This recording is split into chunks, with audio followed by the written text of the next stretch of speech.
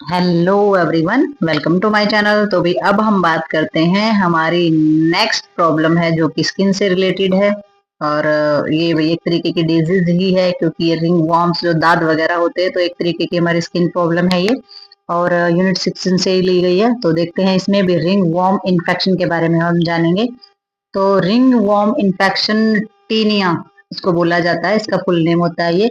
और डेफिनेशन में इन्होंने बताया है ringworm is also known as the dermatophytosis. ठीक है, डर्माटोफाइटोसिस और टीनिया, तो भाई ये इसका नाम है। इसमें जो रिंग वॉर्म्स होते हैं, जो दाद जो होता है, उसको डर्माटोफाइटोसिस या फिर टीनिया भी कहा जाता है। तो ये इसके नाम है सारे के सारे। तो देख सकते हैं ये हमारा कैसा होता है। रिंग वॉर्म्स दाद जो होता है गोल टाइप का हमारा रहता है, देखा भी होगा किसी की स्किन पे हुआ होगा तो। ठीक है, तो रिंग वॉर्म इन्फेक्शन ये हमारा रहता है। और it is a fungal infection of the skin. तो ये हमारी स्किन का जो फंगल इन्फेक्शन होता है ना, तो इस टाइप का ये हमारा रहता है। और the name of ringworm is a misnomer. तो ये जो हमारा जो दाद होता है, ये इसका सही नाम नहीं है।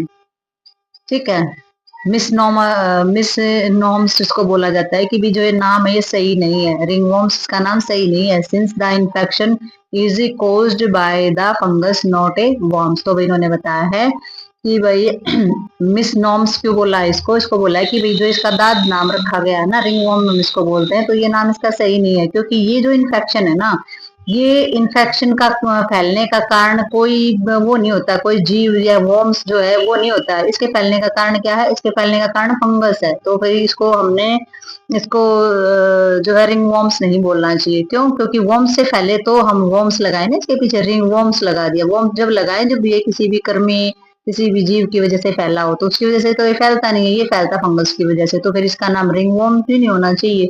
ठीक है, क्योंकि ये फंगल इन्फेक्शन होता है हमारा, तो फंगल होता है। तो फिर हमारा रिंग फंगल नाम इसका होना चाहिए, रिंग वॉर्म्स नहीं होना चाहिए। तो कहने का मतलब ये कि नाम इसका सही नहीं रखा गया, नाम में डिफेक्ट है। बीमारी के बारे में जान लेते हैं आगे। नेक्स्ट उन्होंने बताया the infection initially start with red patches on affected area of skin and later spread to another part of body. तो अब इन्होंने बताया है कि ये जो इन्फेक्शन होता है ना शुरू में, तो जो शुरुआत जो होती है ना, तो स्किन को का जो हिस्सा जो होता है उसको उसमें लाल धब्बे जो है वो हो जाते हैं। जो शुरुआत होती है ना इस इन्फेक्शन की, तो स्किन के अंदर लाल पैचेस जो है, जो अफेक्टेड अफेक्ट जब ये करेंगे तो लाल रंग के धब्बे जो है वो हो जाते हैं स्किन के अंदर। और शुरू में ऐसा होता है, और बाद में क्या करते हैं भाई, बाद में स्प्रेड हो जाते हैं अनदर पार्ट ऑफ बॉडी, और बाद में ये पूरे शरीर के अंदर जो है फैलना स्टार्ट कर देते हैं, और बाद में सब जगह फैल जाता है ये। ठीक है, it is commonly affect the skin of the scalp, fit, groin area और ब्रिड और बैक। तो भाई ये जो है इसका जो मेन जो हमारे पार्ट बताएगा ना दाद होने के, तो ये कॉमनली जो अफेक्ट करते हैं हमारी स्किन को, पैर हैं। ठीक है, ग्रोइन यानी कि जांग का जो एरिया है, पैर का जो एरिया है, और जो ब्रिड यानी कि दाढ़ी वगैरह होती है, पुरुषों में जो दाढ़ी का जो एरिया होता है वहां पर भी। ठीक है, तो पीठ यानी कि बैक जो होती है, कमर जो होती है, तो उसमें भी। तो इसके जो कॉमन एरिया बताए गए कि ये दांत जो है ये यहाँ पर हो सकते हैं।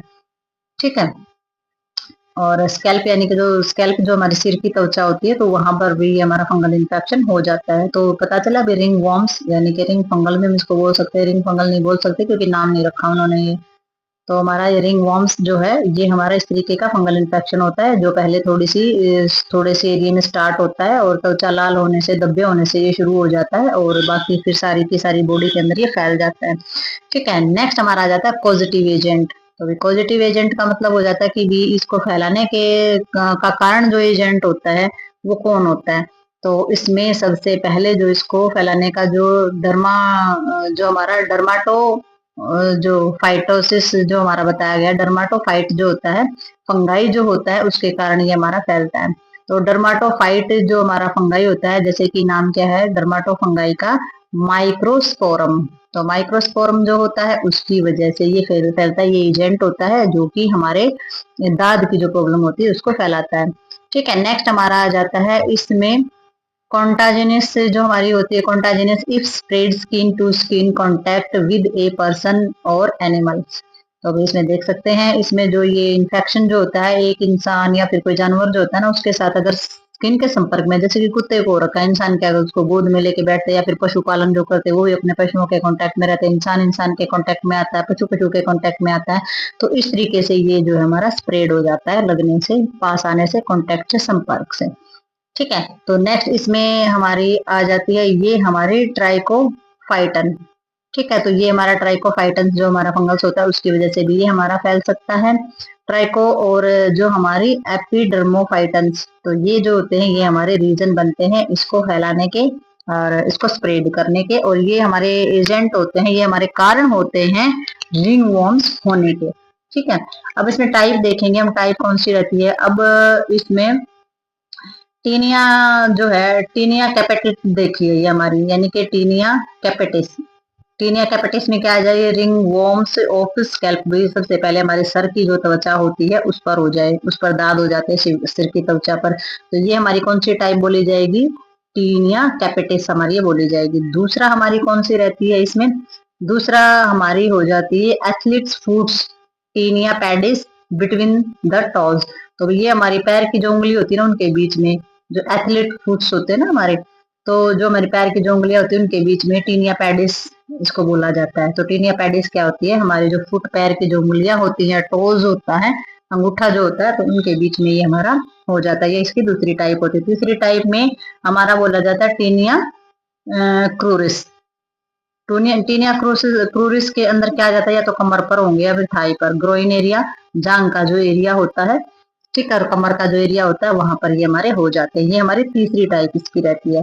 और टीनिया बार्बे जो होती है अंडर द ब्रिड, तो ये हमारे टीनिया बार्बे जो होती है दाढ़ी के नीचे का जो एरिया होता है ना उसमें हमारे ये हो जाते हैं दाद टाइप। तो ये हमारे 4 टाइप के होते हैं, 4 जगह इसको बताया गया है। नेक्स्ट हमारा इन्होंने बताया सोर्सेज ऑफ इन्फेक्शन। अब ये इन्फेक्शन के स्रोत क्या क्या होते हैं, फैल क्यों जाता है, क्या कारण होते हैं, इसके सोर्सेज कौन से होते हैं फैलाने के। तो सबसे पहले इसमें एनिमल टू मैन, पशु से इंसान तक, यानी कि इसमें क्या आ गया, जूफिलिक। जूफिलिक होते पशु प्रेमी, पशुओं से जानवरों से प्यार करने वाले जो लोग होते हैं। ठीक है, जूफिलिक जो लोग होते हैं, पशुओं से जानवरों से प्रेम करने वाले जो लोग होते हैं। एनिमल टू मैन, यानी कि जानवरों से लेकर मनुष्यों तक। ठीक है, तो फैलता है, जो उनको प्यार करते हैं तो उनको पास रहते हैं, उनके संपर्क में रहते हैं, सारा टाइम उनका ध्यान रखते हैं, तो वहां पर ये सोर्सेज स्रोत बन जाते हैं फैलने का। नेक्स्ट इसमें आ जाता है सोयल टू मैन, मिट्टी से इंसान तक हो जाते हैं भाई। ये कौन से लोग होते हैं, ये होते हैं हमारे जियोफिलिया की भाई, ये जो है भूमि से प्यार करने वाले, मिट्टी से प्यार करने वाले भी मिट्टी में बैठते हैं। अब जो जैसे ऊपर वो होते हैं किसान वगैरह होते हैं, वो मिट्टी के संपर्क में रहते हैं, मिट्टी में काम करने वाले भी लोग होते हैं, जरूरी नहीं मिट्टी प्रेमी हो सकता है मिट्टी में काम करने वाले होते हैं। पशुओं में भी यही होता है, भी कुछ लोग होते हैं पशु से प्यार नहीं करते लेकिन उससे संबंधित काम करते हैं, उनके संपर्क में रहते हैं, तो ये हमारा उसमें हो जाता है। ठीक है, तो जानवरों के संपर्क में रहने वाले या फिर भूमि या मिट्टी के संपर्क में रहने वाले लोगों में ये हमारे हो जाते हैं। नेक्स्ट हो जाता है मैन टू मैन, तो ये तो हमारा होता ही है, और ये हो जाती है हमारी एंथ्रोपोफिलिक। तो एंथ्रोपोफिलिक्स के अंदर हमारा ये रहता है, यानी कि इंसान से इंसान के कांटेक्ट में रहने वाले, तो ये भी हमारी बहुत सारी पॉपुलेशन है, ये तो रहती है कांटेक्ट में।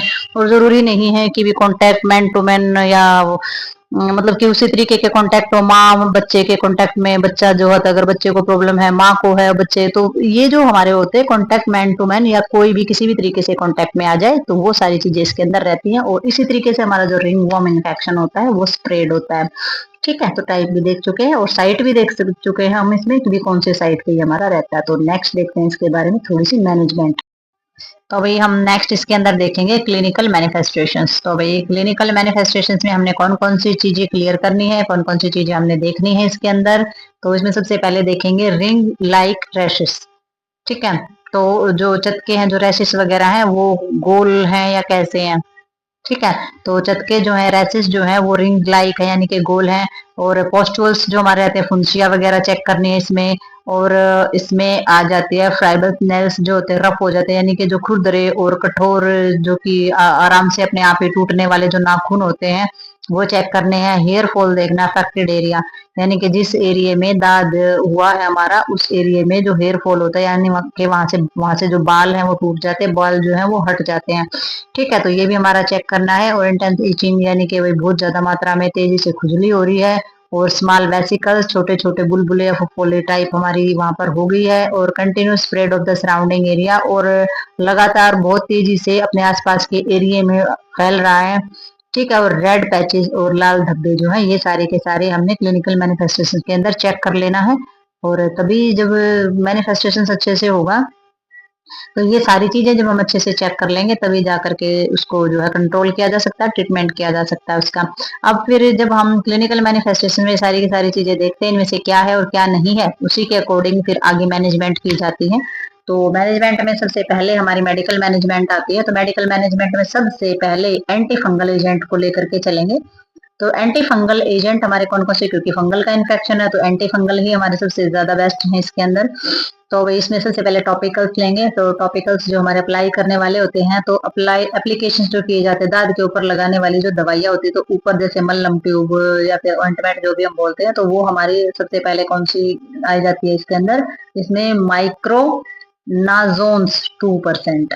तो ये भी देख लेना है कि भी कौन सी आपने लेनी, कितने परसेंट सॉल्ट है, कौन सी हमने लेनी है। तो इसमें भाई माइक्रोनाजोल्स जो होती है वो 2% है, वो हमारी यूज होती है इसके अंदर। दूसरा हमारा क्लोट्रीमाजोल है, वो हमारी 1% इसके अंदर यूज होती है। और जो थर्ड दी गई है वो हमारी कैटाकोनाजोल्स, वो भी हमारी 1% होगी, कैटाकोनालोजोल्स। ठीक है, तो ये हमारे जो है ये सारे के सारे टॉपिकल्स हैं, यानी कि ट्यूब्स हैं हमारी, जो कि अप्लाई की जाती है दांत के ऊपर। नेक्स्ट हमारा आ जाता है सिस्टेमिक ऑर्ली। ठीक है, तो वे सिस्टेमिक ऑर्ली जो मुंह से ली जाने वाली जो हमारी दवाइयाँ होती हैं, तो मुंह से जो दवाइयाँ ली जाती हैं, फ्लूकोनाजोल्स ली जाती है जो कि 150 ग्राम की हमारी रहती है टैबलेट्स। तो ये माउथ से ली जाती है हमारे फ्लूकानाजोल्स। और क्या होती है हमारी इसमें इंट्राकोनाजोल्स होती है, ये भी हमारी माउथ से ली जाने वाली होती है। और तीसरी हमारी ट्रेबिनाफाइन्स होती है, ये भी हमारी माउथ से ली जाने वाली दवाइयाँ होती हैं। ठीक है, जो कि दाद को ठीक करने के लिए काम आती है। और एंटी इंफ्लेमेटरी एजेंट हमारे लिए जाते हैं सारे के सारे, यानी कि सूजन से संबंधित जो हमारी चीजें होती है उनको कम करने के लिए जो एजेंट लिए जाते हैं, एंटी इंफ्लेमेटरी जो सूजन को कम करते हैं। और टॉपिक स्टेरॉइड्स हमारे, टॉपिकल स्टेरॉइड्स जो होते हैं वो हमारे इसके अंदर लिए जाते हैं। वही स्टेरॉइड्स के अंदर जो हमारी आएगी सबसे पहले उसका नाम है बेटामेथासोन्स। तो बेटामेथासोन्स इसमें यूज होती है स्टेरॉइड्स के नाम पर। ठीक है, जो कि स्किन पर लगाई जाती है हमारी। ठीक है, तो बेटामेथासोन्स में यूज की जाती है स्किन पर लगाने के लिए। नेक्स्ट हमारी आ जाती है एंटीहिस्टामिन्स। तो एंटीहिस्टामिन्स यानी कि खुजली वगैरह या हमारी जो एलर्जी वगैरह को कम करने के लिए इस्तेमाल की जाती है। तो एंटीहिस्टामिन हो या फिर एंटी एलर्जिक हो, ठीक है, तो दोनों ही के लिए हमारी ये यूज होती है। तो इसमें हमारा लेवोसेट्रिजिन आ जाएगा सबसे पहले। लेवोसेट्रिजिन जो हमारे हाइड्रोक्लोराइड जो कि 5 mg दिया जाता है, तो ये हमारी यूज होती है हिस्टामिन्स, यानी कि कुछ जो एलर्जी होती है उसको रोकने के लिए भी। एलर्जी को हो या हिस्टामिन्स हो एक ही बात हो जाती है, मैं हिस्टामिन भी एलर्जी बोलते हैं। ठीक है, तो दोनों के लिए हमारी ये जो टैबलेट होती है, ये जो ड्रग्स होते हैं वो यूज किए जाते हैं। Application of the topicals anti fungal powder. तो भाई हमारे जो फफूंद को रोकने वाले या फंगल इन्फेक्शन को रोकने के लिए स्किन पर पाउडर जो लगाया जाता है वो भी हमारा इसके अंदर यूज किया जाता है, ताकि फंगस को कम किया जा सके और उसको कंट्रोल किया जा सके, एक जगह से दूसरी जगह पर ये ज्यादा स्प्रेड ना हो। ठीक है, तो इसमें हमारी आ जाती है भाई हेल्थ एजुकेशन क्या देंगे। तो सबसे पहले मोस्ट इम्पोर्टेंट थिंग्स है ये कि भाई अगर ये स्प्रेड होने वाली चीज है, कॉन्टेक्ट से फैलने वाली चीज है, तो सबसे पहले एजुकेट करना, उनको शिक्षित करना बहुत ज्यादा जरूरी होता है ताकि उसको स्प्रेड होने से बचाया जा सके। तो सबसे पहले पेशेंट को आपने एडवाइस देनी है, advice washing 1 or 2 times per day with water and mild soap, then apply talcum powder. तो भाई आपने एडवाइस देनी है, पेशेंट को सलाह देनी है कि दिन में 1 या 2 बार पानी से या हल्का जो साबुन होता है उससे धोना है और फिर टेल्कम पाउडर लगाना। तो टेल्कम पाउडर हमारा कैसा है, ये एक ट्रीटमेंटल पाउडर है। टेल्कम पाउडर वैसे भी देखा होगा आपने घरों में, जैसे पहले बच्चों को घमोरिया वगैरह छोटे छोटे दाने हो जाते हैं, घाम निकला है तो घमोरिया हम जिसको बोल देते, तो वो जो निकलाते तो भी टेल्कम पाउडर का इस्तेमाल किया जाता था। तो एक तरीके का इन्फेक्शन ही होता है वो भी। ठीक है, तो जो जगह है, जो अफेक्टेड एरिया है, उसको 1 से 2 बार दिन में धोना है, हल्के साबुन और पानी से धोना है, फिर टेल्कम पाउडर जो है वो वहां पर लगा लेना है। ठीक है, तो एज ए ट्रीटमेंट यूज किया जाता है हमारा टेल्कम पाउडर। तो increase wearing cotton socks and the underwear is the light cloth to the promote ever portions तो इन्होंने बताया है कि ये हमारा जो एवर पोर्शंस यानी कि जो वाष्पीकरण को मतलब बढ़ावा देने के लिए हम क्या पहनेंगे, यानी कि पसीने वगैरह ना आए, और पसीने वगैरह को सोखने के लिए जो सूती कपड़े के जो हमारे बने हुए होते हैं, तो इस तरीके के मोजे यानी कि सॉक्स वगैरह जो होती है, या अंडरवियर होते हैं, या हल्के कपड़े जो हैं उनके लिए बोलना चाहिए पेशेंट को कि भी कॉटन का और हल्का कपड़ा डाले, सिंथेटिक टाइप कोई भी कपड़ा ना डाले, ताकि जो पसीने वगैरह को सोख सके, इस तरीके का कपड़ा पहनने के लिए प्रमोट करना है, अपने पेशेंट को इंकरेज करना है। ठीक है, दूसरा इन्होंने बताया wash contaminated cloth in hot water. तो भाई जो हमारे जो कॉन्टामेटेड यानी कि दूषित जो हमारे कपड़े हैं, यानी कि जो कपड़े हमारे गंदे हो चुके हैं, जो हमने पहन के निकाले हैं, तो इस तरीके के जो कपड़े हैं तो उनको गर्म पानी से वॉश करना है, अपने गर्म पानी से उनको धोना है, ताकि वो किसी वो जो फंगल होता है, फंगल इन्फेक्शन जो होता है वो एक से दूसरे में ना लगे, और आपकी भी बॉडी में वो दोबारा से अगर कहीं और भी स्प्रेड ना हो। ठीक है, तो इसके लिए इसको गर्म पानी से धोना है। नेक्स्ट हमारे इसमें आ जाता है do not scratch by nails will itching and scratching, wash nail before touching other body parts.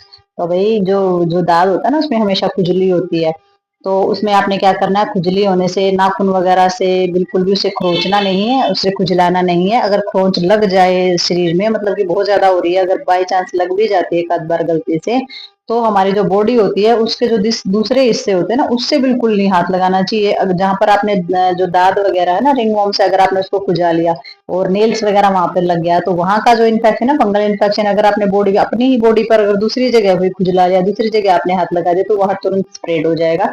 तो इस बात से बचना कि आप खुद ही इसको फैलाने का, स्प्रेड करने का अपनी ही बॉडी पर रीजन बन सकते हैं। तो आप जहां पर आपने स्क्रैच किया, जहां पर आपने खुजलाया है खुजली की वजह से, तो आपने जो नेल्स वगैरह हैं वो आपने दूसरी जगह नहीं खुजलाना है। तो आपने क्या करना है, अगर आपने खुजला भी लिया अपने दांत को, तो तुरंत आपने हैंड वॉश कर लेने हैं, अपने हाथों को अच्छे तरीके से धो लेना है। तो भाई ये हेल्थ एजुकेशन जो है ये जरूर देनी है, और इसके बारे में जरूर पेशेंट को बताना है कि भाई आप खुद ही अपनी इन्फेक्शन को बढ़ाने का कारण नहीं तो बन सकते हो। तो ये हेल्थ एजुकेशन आप पेशेंट को दोगे। तो ये जो रिंग वॉर्म्स के बारे में हमने इसमें पढ़ा है, तो रिंग वॉर्म्स की ये फंगल इन्फेक्शन होता है, लेकिन इसके पीछे लिखा वॉर्म्स जाता है। तो इसके बारे में हमने पूरी जानकारी ले ली है कि भाई मेडिकल मैनेजमेंट इसमें क्या रहेगी, मैनिफेस्टेशन के तरीके से इसमें आपने क्या चेक करना है, और पेशेंट को किस तरीके से मैनेज करना है, और क्या हेल्थ एजुकेशन आपने इसके अंदर देनी है। ठीक है, तो भाई ये हमारी कंप्लीट होती है यहीं पर ये वीडियो और ये टॉपिक। तो मिलते हैं नेक्स्ट प्रॉब्लम और नेक्स्ट वीडियो के साथ। तब तक के लिए आई होप आपको ये सारी के सारी जो बताई जा रही है ये चीजें समझ में आई, क्योंकि बहुत ही टू द पॉइंट चीजें हैं, बहुत डिटेलिंग इसके अंदर नहीं है। क्योंकि फर्स्ट ईयर में जब आप सारी चीजें जान चुके हैं, सारे ऑर्गन्स के बारे में, हमारा जो फंक्शनलिंग सिस्टम है यानी कि एनाटॉमिकल और जो फिजियोलॉजिकल चीजें वो आप समझ चुके हैं, तो फिर ये आपके लिए बहुत इजी रहेगी। अगर आपने फर्स्ट ईयर नहीं पढ़ रखी है, फर्स्ट ईयर के अंदर से आपने सारी की एनाटॉमिकल या फिजियोलॉजिकल चीजें नहीं समझ रखी है, तो फिर ये आपके लिए बहुत ज्यादा मुश्किल हो जाएगा। तो सबसे पहले आप फर्स्ट ईयर में जो एनाटॉमी है वो बहुत अच्छे से कीजिए। अगर फर्स्ट ईयर की एनाटॉमी आप अच्छे से करते हैं, तो फिर आपके लिए बहुत आगे सेकंड ईयर और थर्ड ईयर बहुत इजी रहेंगे। ठीक है, तो फर्स्ट ईयर का सिलेबस तो सारा डला हुआ है, आप उसमें देख सकते हैं सारी की सारी चीजें, और तभी आप सेकंड ईयर में सारी की सारी डिजीज और डिसऑर्डर के बारे में अच्छे तरीके से समझ पाएंगे। तो ये जो हमारी जो प्रॉब्लम है रिंग वॉर्म्स की, ये यहीं पर होती है खत्म। तो मिलते हैं नेक्स्ट वीडियो और नेक्स्ट प्रॉब्लम के साथ, यानी कि स्किन से रिलेटेड नेक्स्ट प्रॉब्लम के साथ। तब तक के लिए बाय बाय।